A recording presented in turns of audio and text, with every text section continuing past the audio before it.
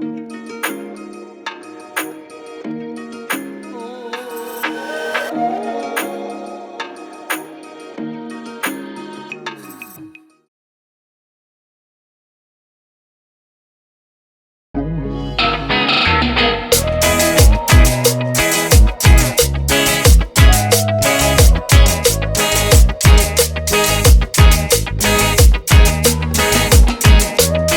necropsy tells a story, a vital link between science, conservation, and justice.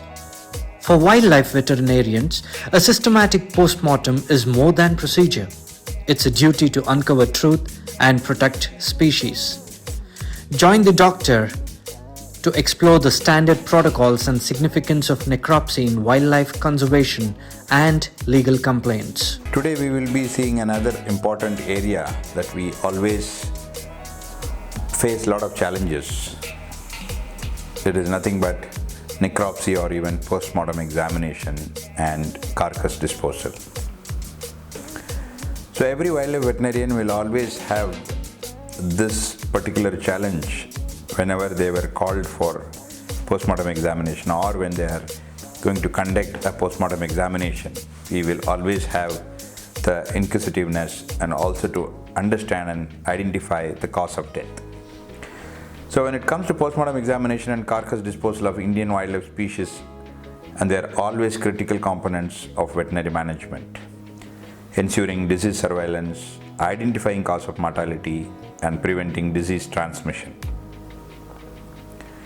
And as we always know that this protocol must align with the guidelines provided by the Indian Wildlife Protection Act 1972 and follow standards set by Central Zoo Authority, CZA, and NTCA, National Tiger Conservation Authority, and other relevant authorities, which is nothing but the state forest departments and their regulations.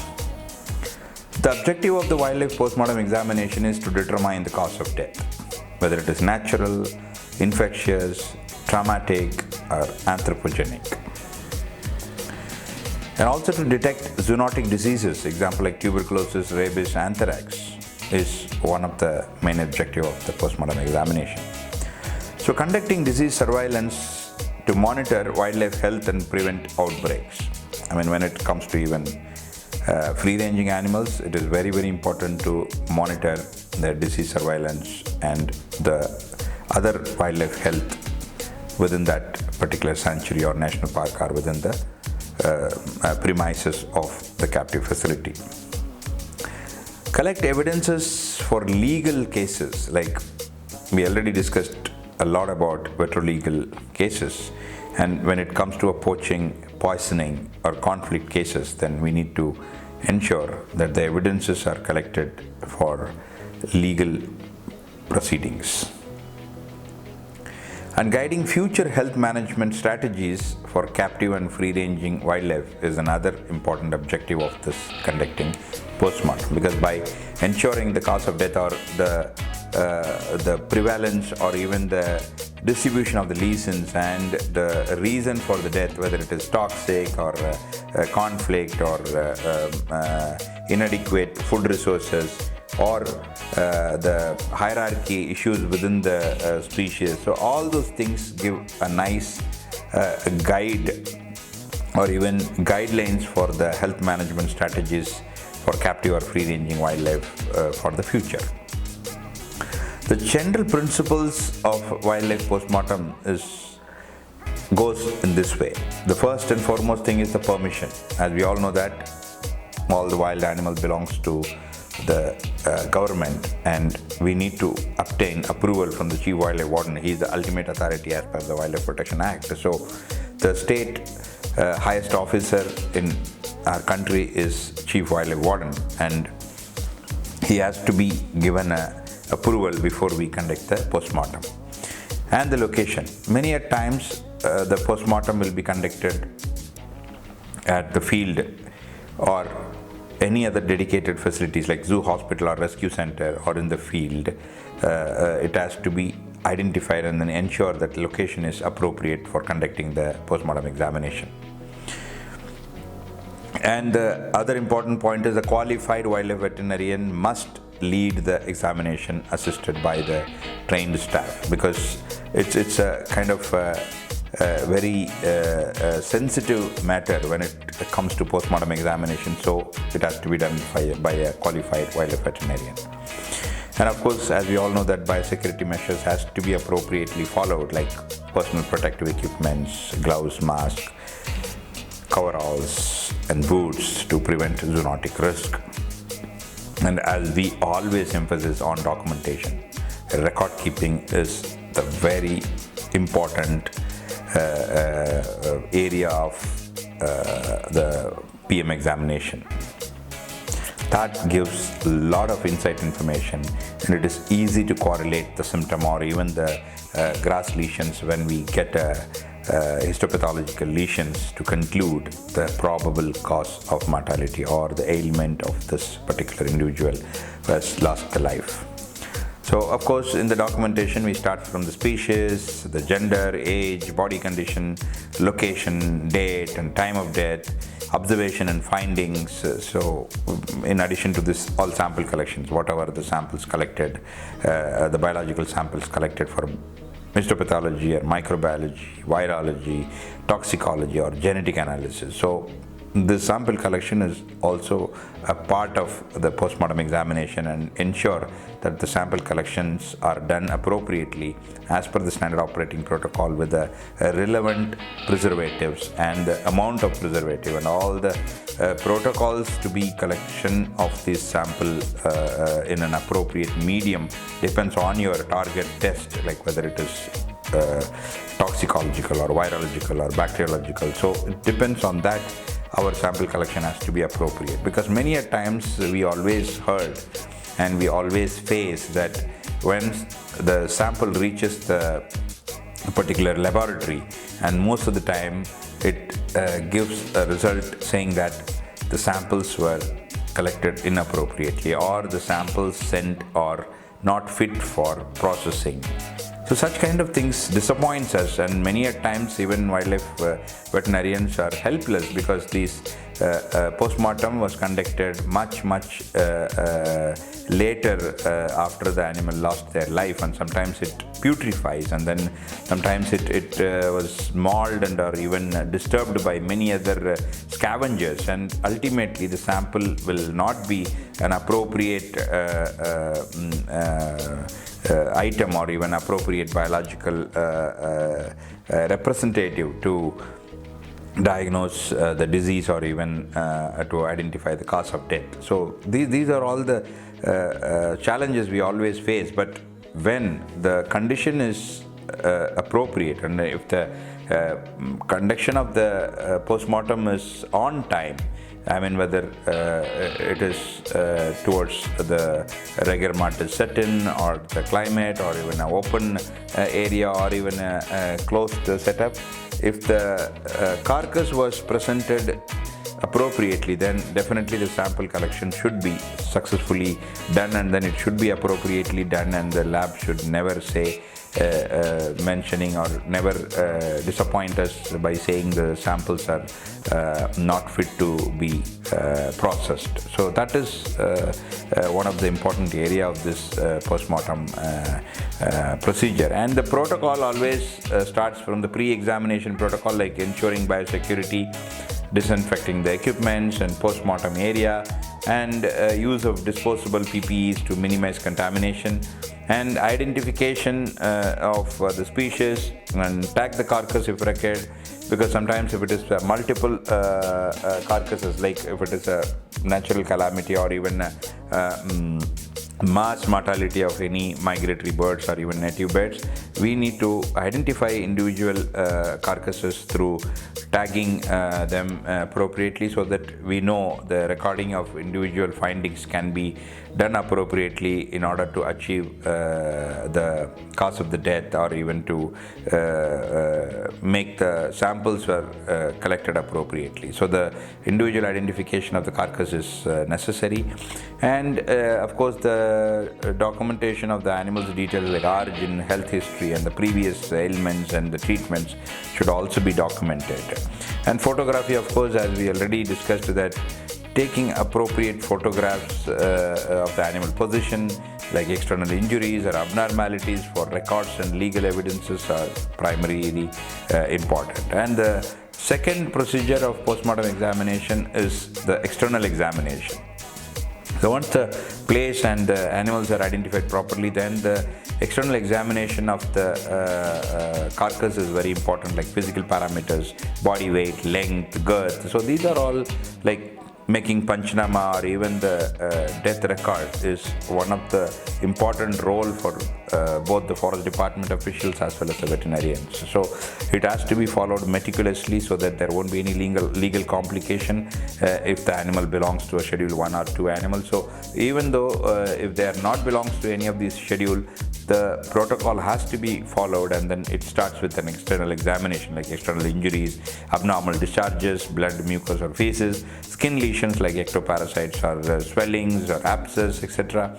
And when it comes to an internal examination, after opening the carcass, make a standard midline incision from the mandibular region to the pubis, and examine subcutaneous tissues for bruising, hemorrhage or edema, because that gives you any kind of motor accident, or the infighting accidents, or even the predation. All those things can be identified by just checking immediately after opening the carcass. And the system-wise approaches like thoracic cavity, inspect the heart, lung and associated structures for lesions, hemorrhages or fluid accumulation, and next to that is the abdominal cavity. So here I would like to give some practical experiences that when we always suspect a carcass for a tuberculosis infection, so what we generally do is, instead of opening the thoracic cavity, we start with the abdominal cavity so that the lung can be opened at the later stage, and then the spillage of this thoracic cavity content, especially the lung or even the mucus or even the pus from the lung parenchyma won't spread across the other abdominal cavity, and we get confused whether the acid fast staining is primarily from the thoracic cavity or the spilled over thoracic cavity to an abdominal cavity. So that definitely a decision of the wildlife veterinarian based on the carcass or based on the suspected reason for the death of the carcass. So the general procedure is starting from the head towards the thoracic cavity and then to reach the abdominal cavity, and accessing the organs like all the vital organs like liver, spleen, kidney, intestine, stomach, pancreas, and all the other lymph nodes for their size, color, consistency, and the presence of foreign bodies or lesions, etc. And head and central nervous system. So when we had a doubt of the animal died due to some kind of neurological symptoms or even the neurological issues, like convulsion or even nystagmus or any other head injuries, we can always examine the carcass by doing the brain and spinal cord samples. And sometimes skeletal systems like bone injuries or joint injuries for fracture or infections or degenerative changes due to old age or any other skeletal system involvement, we should examine the skeletal system. And of course, reproductive and urinary system, like checking for pregnancy or reproductive abnormalities or urinary tract lesions or kidney lesions or bladder lesions, all can be done together along with the reproduction and urinary system. And of course, the sample collection, as we already mentioned, all the vital organs. See,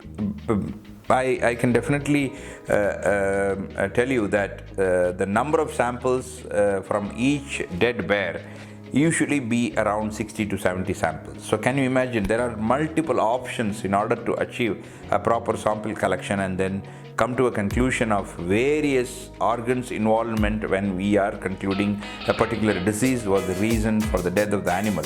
Then you can always collect multiple options.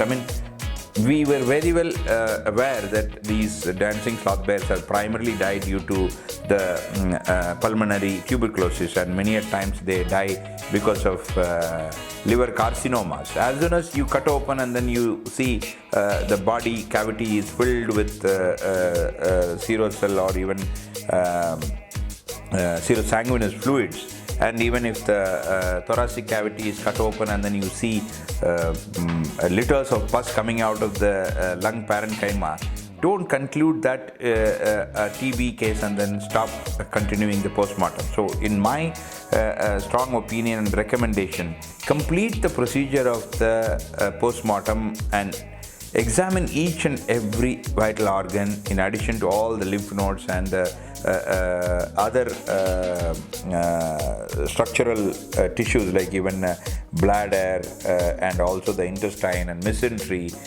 All those areas should be examined so that we will understand what are all the other manifestation of this tuberculosis in that particular species. So I would strongly recommend ensure that all the organs and all the body parts are completely examined for grass lesions, as well as collection of samples for histopathological lesions. Give you a lot of information and a lot of knowledge so that you can always plan to address these issues when the animal was alive. And gastric content, in fact, you have to collect for toxicological examination if you are suspecting poisoning cases. So, and as I already told, this storing samples properly is very, very important. Like the histopathological sample has to be stored in formal saline, and chilled or frozen samples are required for microbiological or virological examination. And always keep a separate sterile container for each and every sample in case if your target screening is different. Like for toxicological analysis, you have to have a sterile container so that there won't be any contamination and there is no mixture of any other content from the same carcass to another target sample, so that you will get confused with the results. So the other special considerations by species are the large carnivores like tigers, lions and leopards, screening for diseases like canine distemper virus, CDV like tuberculosis and rabies. So specific species considerations are also important when we are doing the postmortem examination, because they were very much common with these problems. Like rule out the poaching injuries, gunshot wounds or traps and poisoning, etc. When it comes to a human-wildlife conflict mortalities. And for example, elephants, examining tusk for removal like illegal ivory trade or something, and check for herpes virus infections, EEHV, and tuberculosis, or even gastrointestinal torsions or even colic may be the reason for death. So species specific list we should have in our checklist, and then ensure that those were also checked so that we won't miss any major concern before we conclude the cause of death. And ungulates, for example like deers and antelopes, look for foot and mouth diseases, anthrax and nutritional deficiencies, and also examine the hooves and limbs for injuries caused by enclosure designs or accidents. When it comes to birds, please focus on respiratory tract infections like avian influenza or aspergillosis, and examination for poisoning, especially in free-ranging raptors, is very, very important, because they sometimes the anthropogenic pressure may also lead to some kind of intoxication of these birds. And the reptiles, of course, inspect the respiratory infections, nutritional bone diseases, because they are very prone for metabolic bone diseases, and a lot of parasitic infestation leads to death of these reptiles. So evaluate those things. And also if it is testudinase like your tortoises and tortoises, then we should always check the shell integrity in all Calonian species. So these are all the important areas, and one should, especially the wildlife veterinarian, should always keep it in mind while he was subjected by a carcass for the postmortem examination. So far we discussed about the postmortem examination and the other relevant areas one should always keep it in mind. The other important area, or a very crucial area, is this carcass disposal protocol. And proper disposal of wildlife carcass is vital to prevent disease transmission, contamination, and scavenging. So this is the basics of the disposal of these carcasses after the postmortem examination. So there are guidelines for disposal. The first thing is, as usual, like when we are taking permission to conduct postmortem, even for the disposal we need to take permission from the forest department higher officials and to ensure that these permissions are in record so that the appropriate disposal method is followed based on the permission provided by the forest department authorities.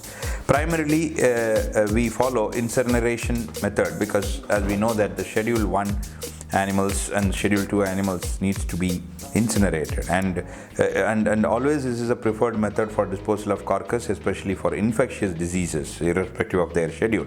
And in case if any captive facility or even a departmental facility or institution facility has got no such provisions of doing incineration, then use of licensed incinerator with temperature exceeding 850 degrees C is always recommended.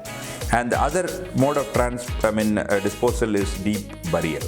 So suitable for large animals because the incinerators may not even accommodate the huge animals. So wherever the incinerations are not possible, then automatically we can go for another option of deep burial and dig a pit at least 2 to 3 meters deep away from the water source so that it will not contaminate any of the other natural resources, and disinfect the carcass with lime powder or 10% formalin before covering it with soil. So these are all the basic rules that a veterinarian should always recommend and ensure that the people involved in such kind of deep burial should follow without any excuses, and mark the site to avoid disturbances. And always this looks very simple point, but it is very important and appropriate that we should mark the site to avoid disturbances, whether it is another burial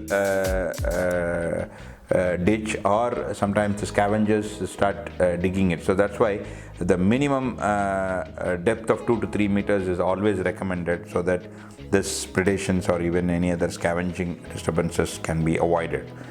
And always the other procedure is burning. It's nothing but open pyre. Use this method only as a last resort in remote areas because none of these facilities are possible. Either digging, you may not have manpower, you may not have adequate machineries to do that. So if the animal was not able to be shifted to another incinerator or even a self-owned incinerators, then we have no other choice of doing this open fire burning.